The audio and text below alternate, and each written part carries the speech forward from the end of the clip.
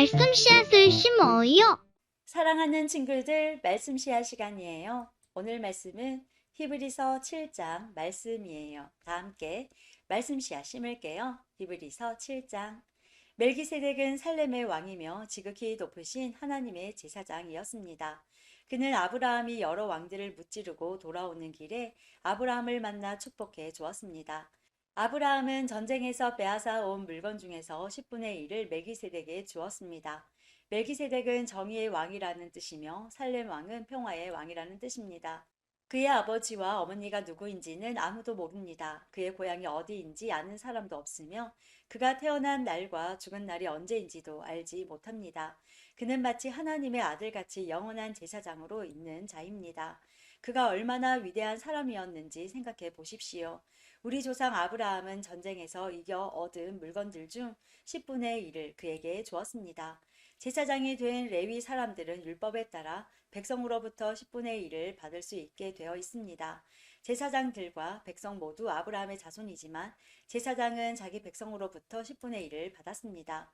멜기세덱은 레위 지파도 아니었는데 아브라함으로부터 10분의 1을 받았습니다. 그리고 하나님의 약속을 받은 아브라함을 축복해 주었습니다. 높은 사람이 낮은 사람을 축복해 줄 수 있다는 사실은 여러분도 알고 있을 것입니다. 제사장들도 10분의 1을 받지만 그들도 결국 죽을 인간에 불과합니다. 그러나 아브라함으로부터 10분의 1을 받은 멜기세덱은 성경이 말한 대로 영원히 살아 있습니다.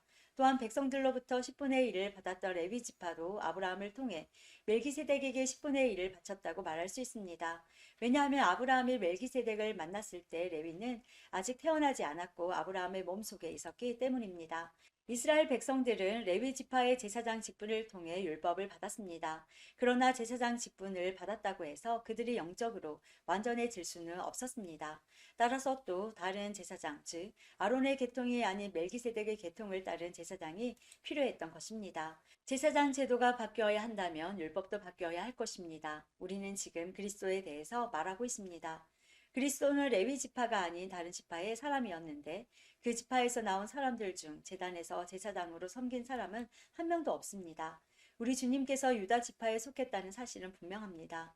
모세가 이 지파에 대해 말할 때에 제사장 직분이라는 것을 한 번도 말한 적이 없었습니다. 멜기세덱과 같은 또 다른 제사장이 오신 것을 보면 이제 더 분명해지는 것 같습니다. 그분은 인간의 법과 규칙에 따라 제사장이 되신 것이 아니고 영원한 생명의 능력으로 제사장이 되셨습니다. 성경에 그분에 대해 이렇게 기록되어 있습니다. 너는 멜기세덱의 계통을 따른 영원한 제사장이다. 옛 계명은 약하고 쓸모가 없으므로 이제 폐지되었습니다. 모세의 율법으로는 아무것도 완전하게 할 수 없습니다.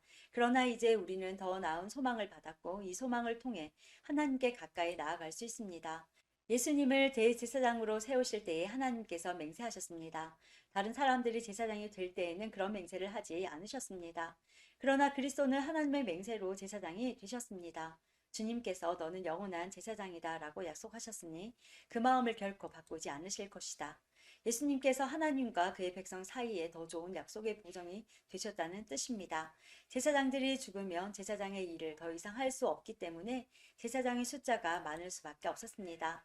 그러나 예수님께서는 영원히 살아계시기 때문에 결코 제사장의 일을 쉬지 않으실 것입니다. 그러므로 예수님은 자기를 통해 하나님께 나아오는 자들을 완전히 구원하실 수 있습니다. 예수님은 항상 살아계셔서 하나님께 나아오는 자들을 돕고 계시기 때문입니다. 예수님이야말로 우리에게 진정으로 필요한 대제사장이십니다. 예수님께서는 거룩하고 죄가 없으시며 흠이 없고 죄인들과 구별되는 하늘보다 높은 곳에 계신 분입니다. 그분은 다른 제사장들과는 다릅니다. 그들은 매일 제사를 드려야 합니다. 먼저 자신의 죄를 위하여, 다음은 백성의 죄를 위하여 희생 제물을 바칩니다. 그러나 그리스도는 그럴 필요가 없으십니다. 예수님께서는 자기 자신을 희생 제물로 드려서 단 한 번에 그 일을 끝내셨기 때문입니다. 율법은 약점을 가진 사람들을 제사장으로 세웠습니다. 그러나 하나님의 아들이신 예수님께서는 하나님의 맹세하심을 통해 영원토록 완전한 대제사장이 되셨습니다.